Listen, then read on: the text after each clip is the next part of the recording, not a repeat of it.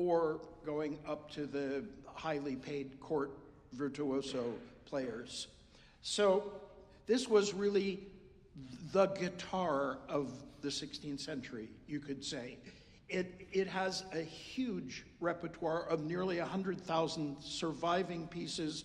More are being uncovered almost weekly, hidden in unknown Italian libraries that are being rediscovered.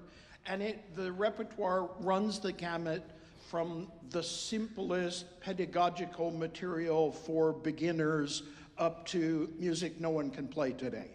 Because the performance standard must have been absolutely amazing at that time.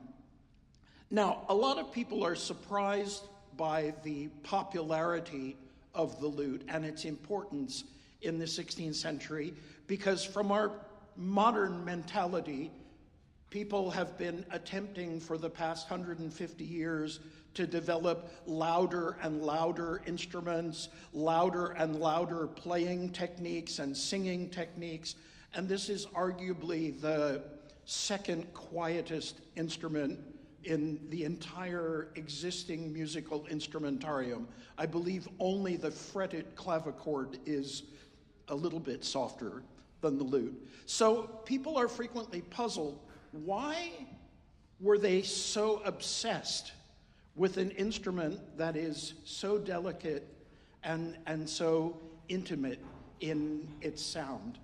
And the reason is that the belief in the 16th century, the aesthetic of the time, was that the most sophisticated, the most refined, the most expressive music was that was performed on a conversational level and performed for not large groups of people, but in small rooms, in palaces and villas at the time. The lute was the most popular instrument to accompany singers throughout the 16th and for most of the 17th century, and the accounts say very clearly that singing chamber music, art song, should be performed at a conversational level, that you could raise the volume of your voice for certain moments of extreme emotions, but that the basic dynamic level was that of ordinary conversation, because that was the most civilized, the most refined, the most sophisticated. So just a little bit of background to put this into perspective.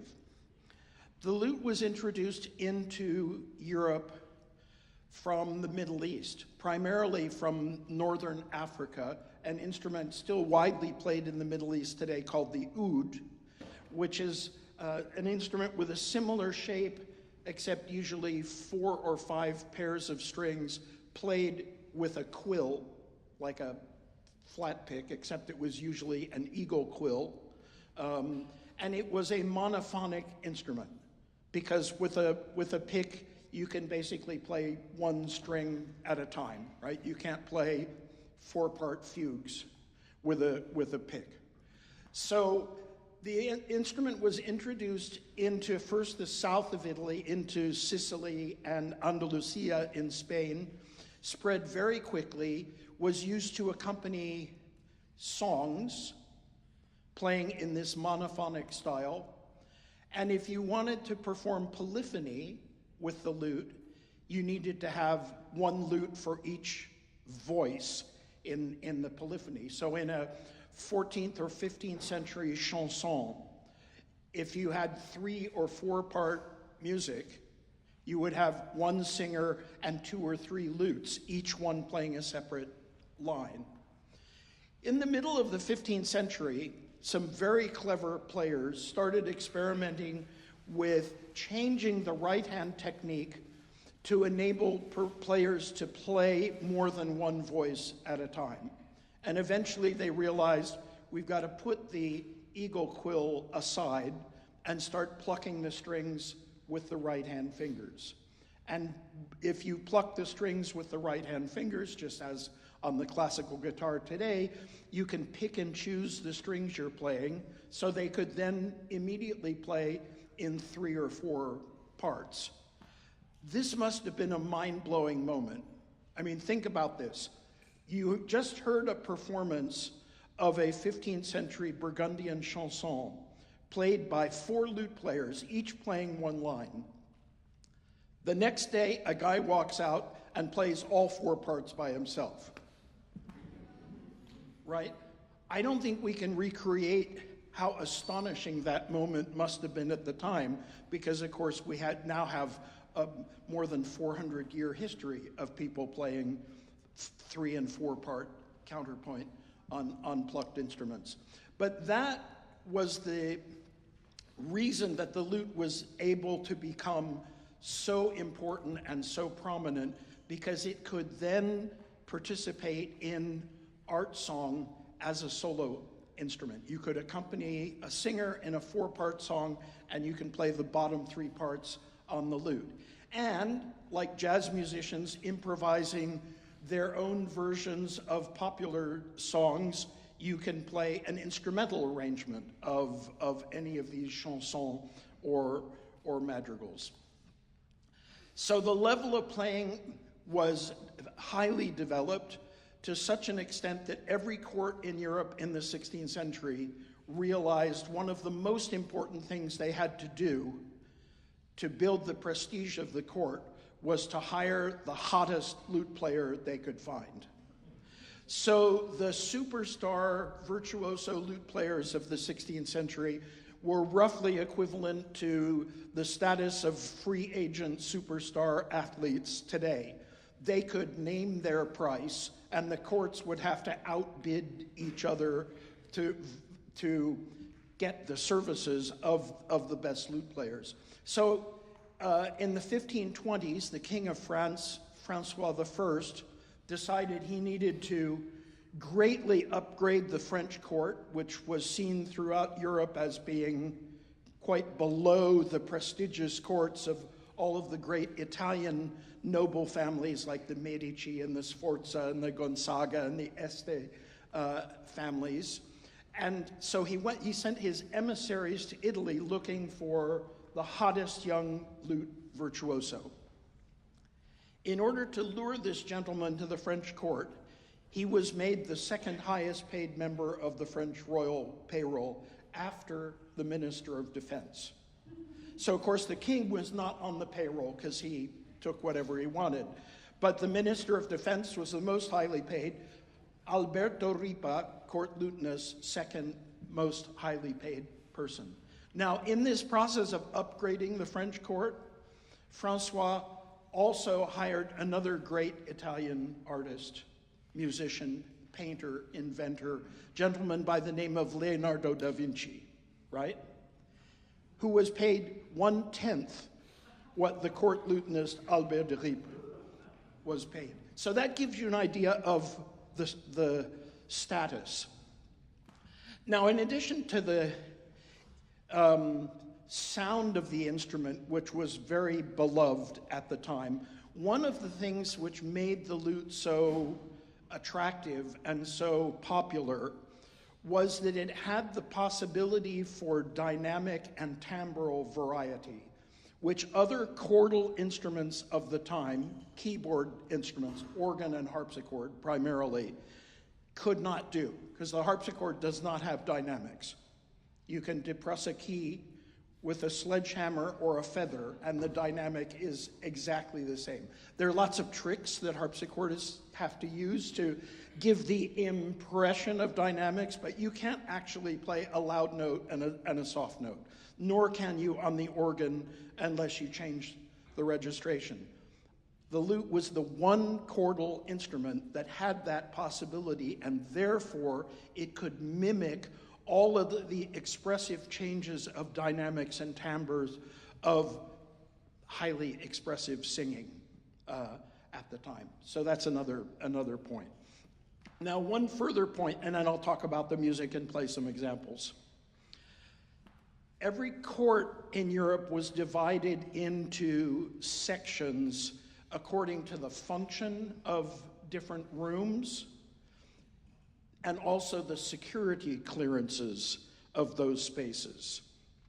So as you entered a palace or chateau, you would come to the public reception rooms, which were where the most people were able to enter. They had security clearance to come to a dance, or to come to a big reception, or to come to a performance of music. That was where, because there were the most people involved, that's where the loud instruments played. So that's where the double reed and brass instruments played in the large spaces, because as the sources said, because there are so many people there making so much noise, you won't hear how coarse the sound is of these loud instruments. Again, we go right back to this idea that it was the delicacy that they found attractive, not as in today, how much power do you have in your sound. The second area of any court, and this is throughout Europe, it's in every European country, the same court structure in terms of the spaces in the buildings where there was access. The next space is where dining would happen and where VIPs could join the royal family and staff and so on for eating. There was always music during meals. Every meal was accompanied by music. They had no radio, they had no internet, they had no CD, so there had to be live music. And this music was generally played by not the very loud wind instruments, but by instruments like the violin consort, like a string quartet, except the instruments were quite different from modern strings. Or members of the viola da gamba family, sometimes recorders, flutes, the softer wind instruments. Where did lutes perform at court? They had the top security clearance, because where can you hear a soft instrument the best? In the private chambers of the king, or queen, or duke, or count, or margrave, or whoever it happened to be. Because there is almost no one else there except for the attendants. And then the king can really listen to this high-priced virtuoso that he's paying half of the budget of the country to employ. So he wants to be able to hear him in silence. Who else is there in the privy chambers of a court at a palace or chateau?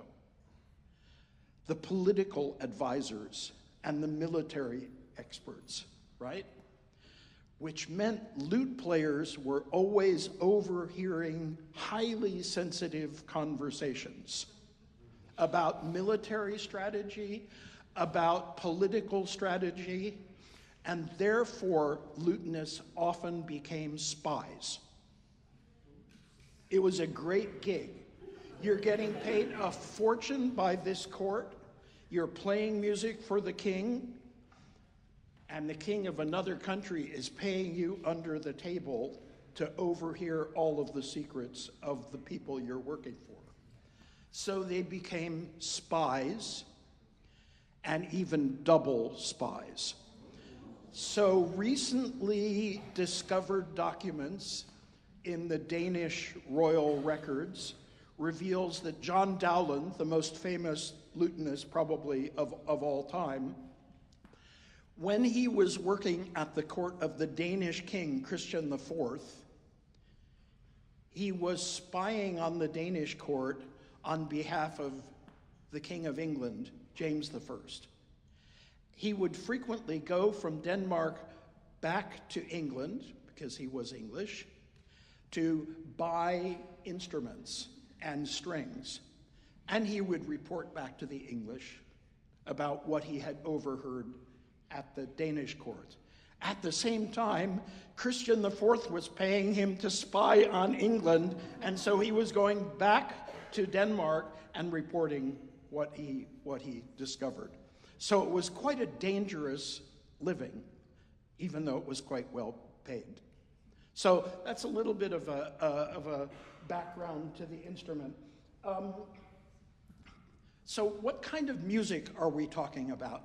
Basically, every European country had its own lute culture. Spain is a little bit separate because they played an instrument with the same tuning as the lute, but it had a different shape, and it was called the vihuela. But basically, the instrument was played throughout Europe, and we have repertoire from every country. The categories of different kinds of pieces start with improvisatory warm-up pieces, which were generally called ricercare, which means to search out or to improvise a kind of prelude. Sometimes in some places they were called a tasto di corde, or touching of the strings to check to see whether all the strings were in tune or not. And various other kinds of, have different titles in every country. In Spain they're called tiento, in Germany they're called preamble. They all have different names, but they're basically appetite-whetting pieces, very short pieces to just kind of warm up. So I'll give you an example. You imagine you're playing for a small group of VIPs invited by the king, and you're not in the privy chamber, but you're in the dining section of the palace, and there are a handful of people there, and you have to play something to attract people's attention before you actually start playing a real piece. So you could have something like this.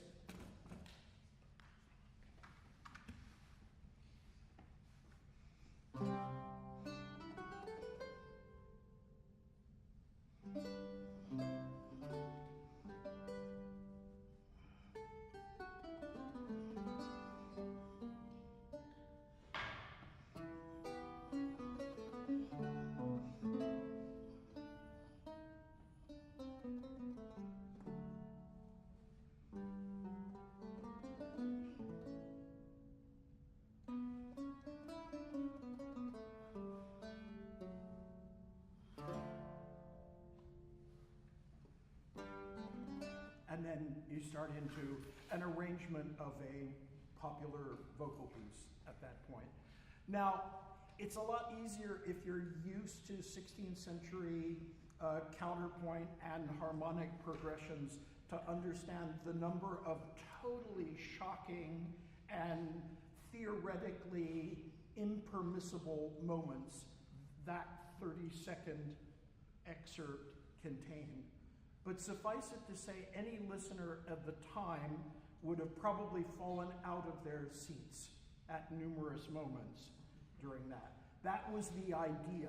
People have been finishing eating, gossiping about who at court was sleeping with who else, and the lute player is asked to come and play some entertaining music. You have to do something slightly outrageous in order to get people's attention.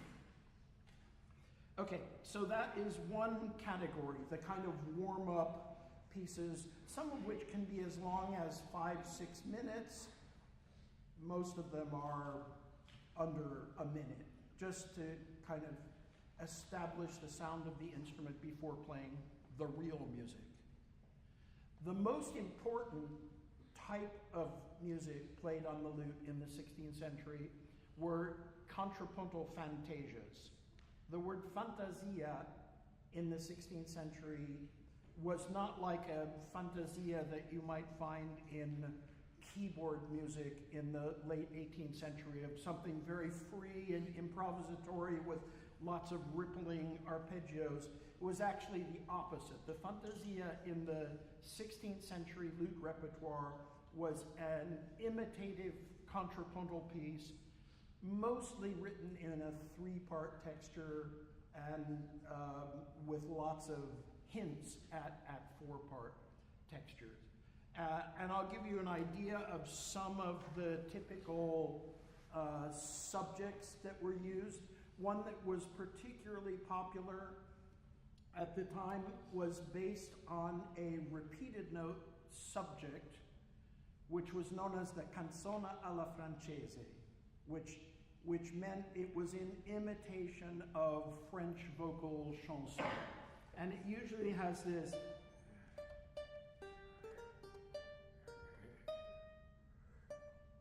that kind of repeated note figure.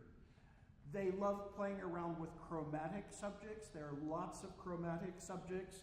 One of the most famous of John Dowland starts like this.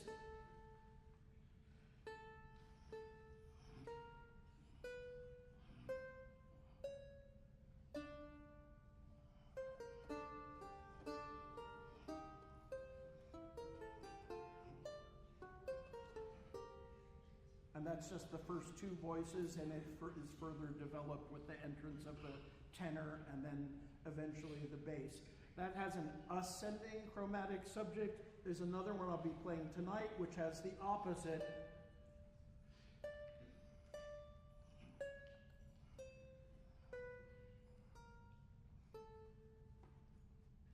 So we get a lot of that sort of thing in the subjects. After I go through all of the types of pieces, time permitting, I'll play you a longer segment of that.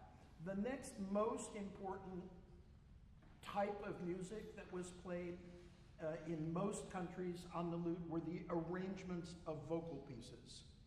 So you would make a lute arrangement with ornamentation, again, like a jazz guitarist doing a version of Summertime, except they would use, obviously, 16th century French chanson, Italian madrigals, very often sacred music, so movements from masses composed by Palestrina or Josquin des Prés or Lassos or motets. And the important thing here is that if you arrange vocal music for a plucked instrument, you have to add ornamentation. Because the one thing a plucked instrument cannot do is shape long notes, right? All of us who play the guitar or who play the lute, every note we play will be a diminuendo. It's not because you have bad technique and you haven't figured it out. It's called the laws of physics. You cannot make a crescendo on a plucked or struck instrument. So, what do you do if you have a vocal piece such as this most popular French chanson of the mid-16th century? Here's the vocal version. I'll just play exactly what the voice does.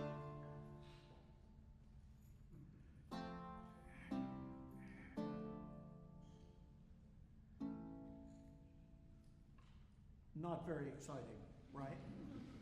You're not going to run to your teacher and say, I have to learn how to play this piece, right? It sounds fantastic with a 4-part vocal ensemble with lots of dynamic shaping, but on the lute, I can't do anything with that E minor chord. What can I do? I can give you a crescendo if you give me a few more notes with which to do it.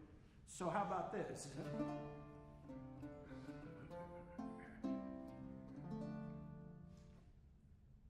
Sounds more idiomatic, right? Better than clunk, clunk, clunk, clunk. So notice what I've done. The first thing is I wrote a little run in the bass, improvised, to give me a feeling of crescendo to the second chord. I could do it in the soprano as well. I could, or I could do it in a tenor or in an alto voice. That's up to you. And if you had been studying music in the 16th century, your lessons would have been primarily concerned with learning dozens of different ways to connect this harmony to another harmony. And the idea was this was improvised. It was not composed. We do have some published versions of what some of the best players did. but you were basically expected to improvise this at sight.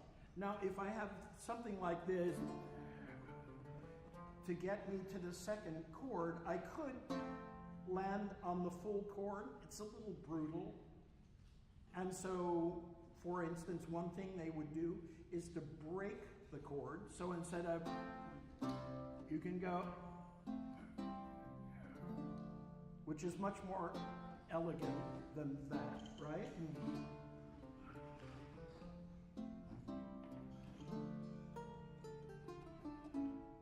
Now, I have to figure out how to make a very long chord on a D minor chord to resolve on the A major. And what Albert de Riep, the guy who got paid so much by the French king, did is this. Fantastic. You have a D minor chord and he throws in a flat 6. Really, triple X rated. But that's the whole idea, because that's what makes it expressive. It's not going to be expressive if you follow the rules of theory. It will only be expressive if you know how to break the rules, right? My favorite saying in Italian, they said it all the time in the 16th century, and they still say it today all the time. Non si può, ma si fa. You're not allowed to, but you do it anyway, right? So here's my D minor.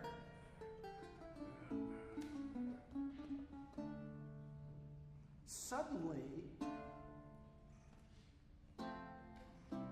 which sounded so boring and pedantic, becomes something really interesting.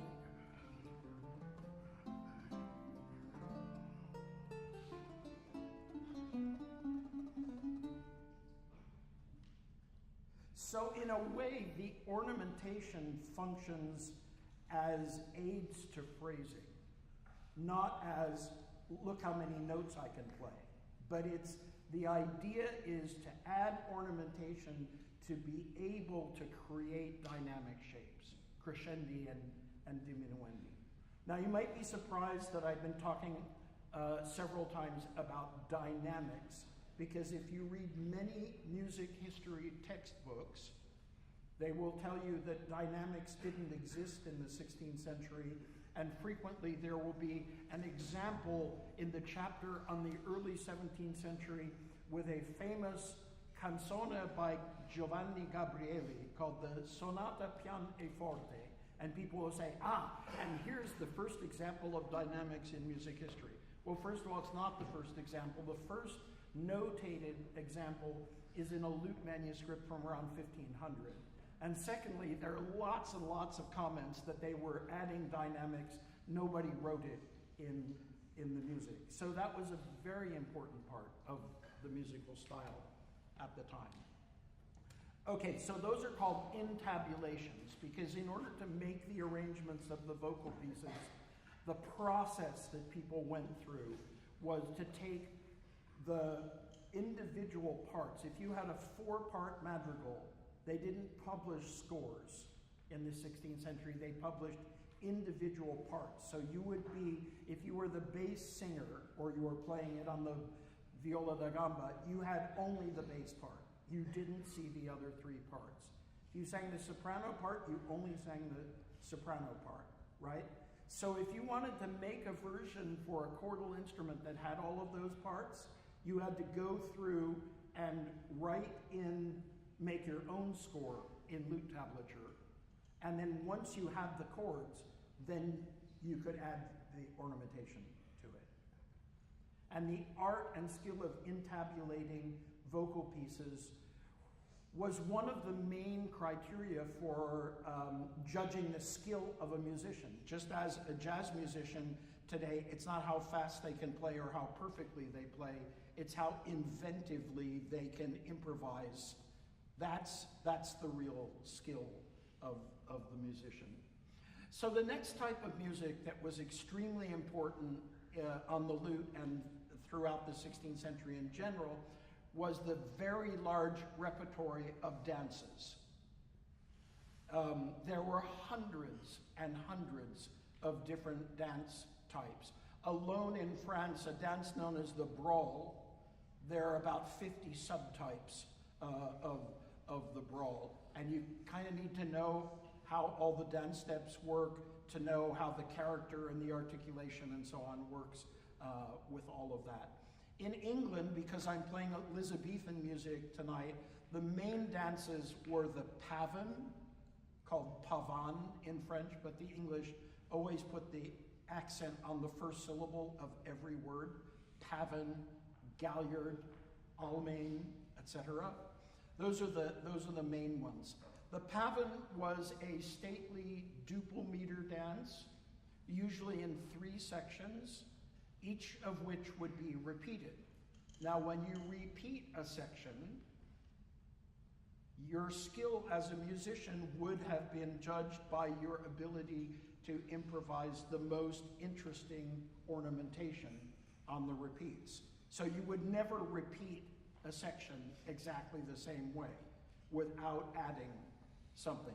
Fortunately, we have lots of models by great composers like John Dowland and William Byrd to use as models. But just for example, the most famous English lute piece of the Renaissance is Dowland's Lacrimée, which is also well known for his, in the version for voice and lute called Flow My Tears. That piece starts like this.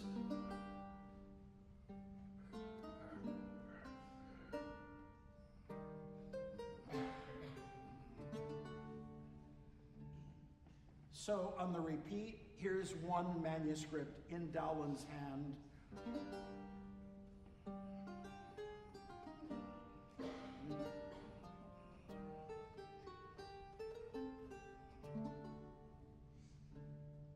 Notice he slipped in, again, a couple of X-rated notes. I have a G minor chord, and he starts the scale on an A flat, right? And then I have an E flat in the bass, and he goes through F sharp. He could have gone, that would have been perfectly fine. The F sharp is much more risque and more expressive, right?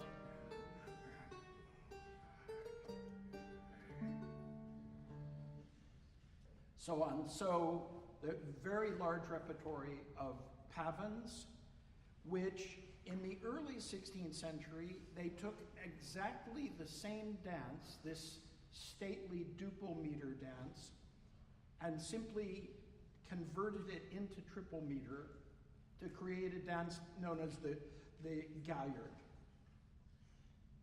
Different names in different countries, but galliard is the English. And you can simply turn the duple dance into triple in that way. And you can go then from a straight triple, like a 3/4, into compound meter, and you have 3 dances for the price of 1, right? One idea, 3 different versions. So here's, for instance, an Italian ballo, as written in a manuscript.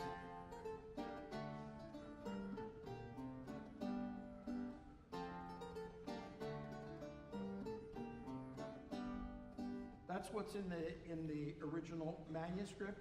If I act like a 16th century Italian, I'll do a triple version of that as a galliard.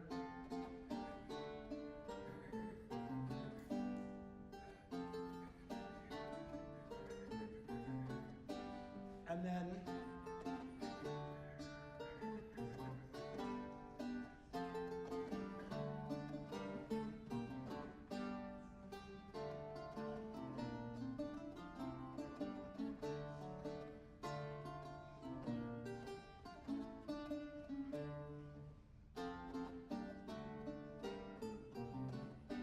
so it's actually one musical idea, and it's completely transformed by the player playing it in different meters. The triple time versions, the galliards, are also usually in 3 sections, each of which is repeated, and then you get to ornament those as well. The next category are, you could call theme and variations. especially in England, there was a fantastic repertoire of thousands of wonderful melodies that were sung to ballads. They were called broadside ballads. And these became so popular that lute and keyboard players made arrangements of them for their instrument. The one that you will all know is this ballad.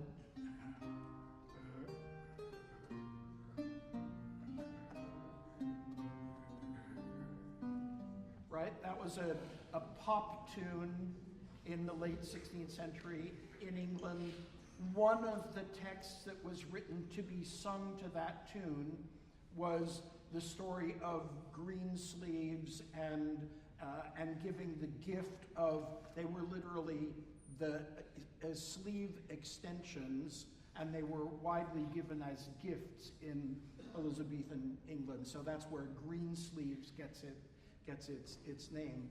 And then any player could improvise a set of variations on these popular tunes.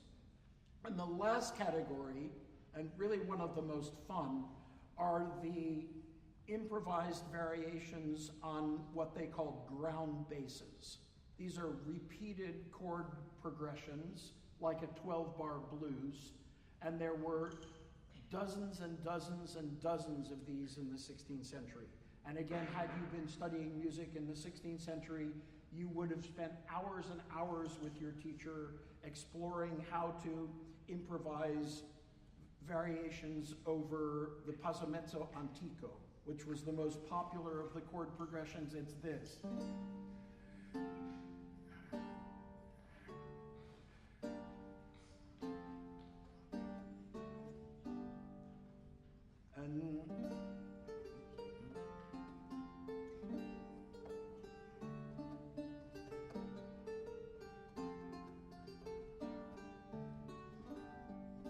And that can go on for 10 minutes, depending on your creativity and inclination. That was often combined with another one of these ground basses, which was called the Romanesca, which is this. So they would take the first 4 bars of the passamezzo antico,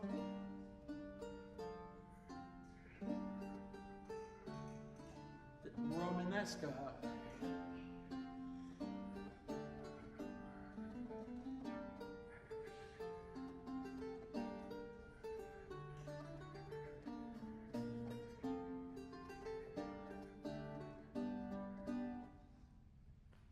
so another very popular one of these ground basses was the passamezzo moderno.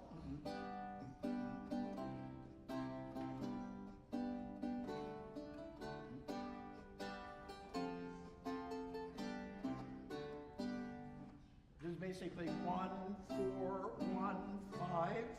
There's another one that's even simpler called the bergamasca, which was poking fun at the people from the marvelous town of Bergamo. It's a hilltop town to the east of Milan in Italy. And it's very isolated because the hill is quite steep, and the people there spoke their own dialect. They developed their own cuisine, and they were considered kind of backwards, sort of the hillbillies of 16th century Italy. And so the Bergamasca has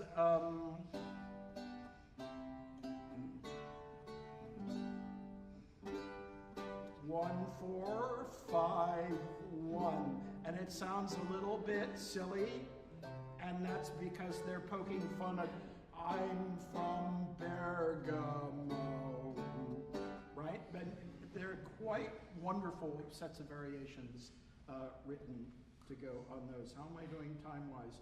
Oh boy, I'm already out of time, and I didn't get to play many examples. But I have a whole concert tonight, so you get to hear plenty of examples there. In the last 8 minutes, can I ask if there are any questions? Yes? If I were wanting to purchase a lute, where would I go? Excellent question. Where would you go to buy a lute?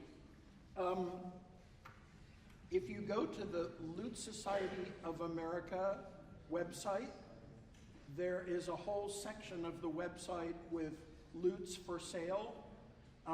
There is a lute rental program, which is very robust. We have literally hundreds of lutes of all different types. One thing I didn't tell you is this is a typical late 16th century lute. There are dozens of different types of lutes. If you wanted to play Bach on the lute, you can't play it on this instrument. It's a totally different instrument, different tuning, different numbers of strings. Go to the Lute Society of America website. You can see the rental program, lists of builders, and every country in Europe has its own lute society. They're all very active. The Deutsche Lautengesellschaft, fantastic website, again, with lots of information about where to buy lutes and lutes for sale.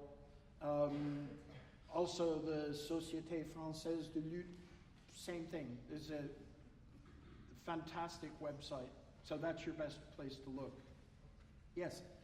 Is it relatively difficult to learn lute? Because I love Renaissance music, but if it's difficult to learn, then I'm just going to listen.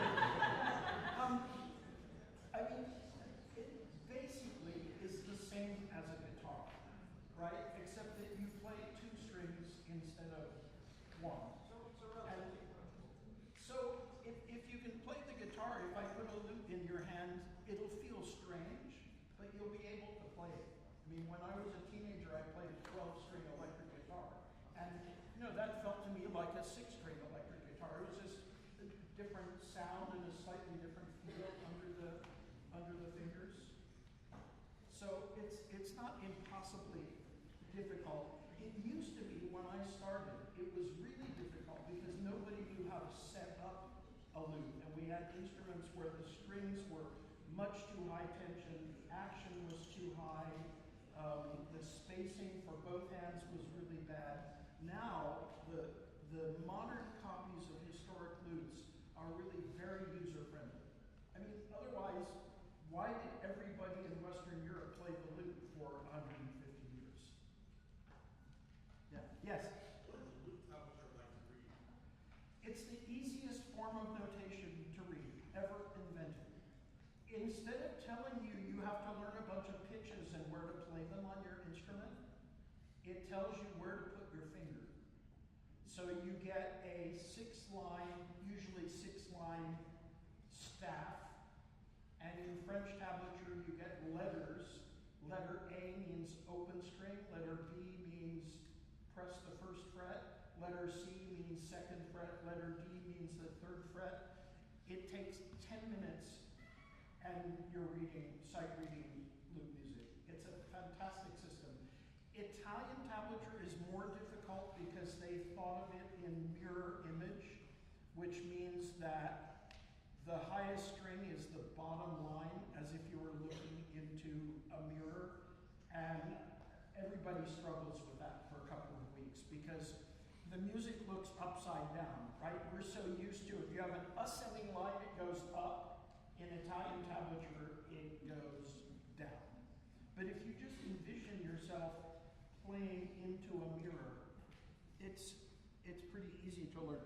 The German system is a total nightmare because it was invented by a blind lutenist who needed to have a system he could dictate music to his secretary using, and it has a different symbol for every intersection of string and fret.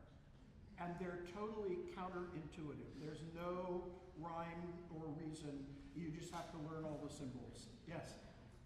What's the purpose of having a tuner perpendicular to The peg box bent back like this? Yes. It's a couple of reasons. This comes from the oud, because the oud has this bent back peg box. It's partly for balance, because this is the heaviest part of the instrument. On the lute, the thickness of the wood of the soundboard is about 1 millimeter to 1.3. I mean, it's like paper. So this doesn't weigh anything at all. This is the most heavy part of the instrument. If the peg box were to go out here, the instrument would fall down this way. If I let go of this, it comes right back to me. And so that's how this functions. Somebody asked a colleague of mine that once, why is the peg box bent like that? And he said, oh, it's so it will fit in the case. That's not really the reason. Yes? How is that tuned? It's tuned in fourths with a third in the middle, just as with the guitar, except the third in this case is between the third and fourth strings. So if I go from the top, I have G, D, A, F, C, G. So if you take a guitar, tune your G string to F sharp, put a capo at the third fret, you have lute tuning. And then when they added strings, they thought it would be nice. I have such a good sonorous G chord. F, I don't have a low bass note. Now I have an open F string in the bottom. But you know, D major is really awkward. Oh, I'll add a D. And unfortunately, after the beautiful simplicity of this, they said, oh, well then let's have the E or E flat in between those two. Oh, and if we have a low D, can we have a low C? And if we have a low C, can we have a B flat? And at a certain point in the late 17th century, the lute had so many strings, people just gave up on it. It became, from the emblem of simplicity that anybody could play, it became the most complicated and difficult instrument, and that's why it died out in the Baroque, because the Baroque lute just had too many strings and was too difficult to play. I'm afraid we have to end the Okay.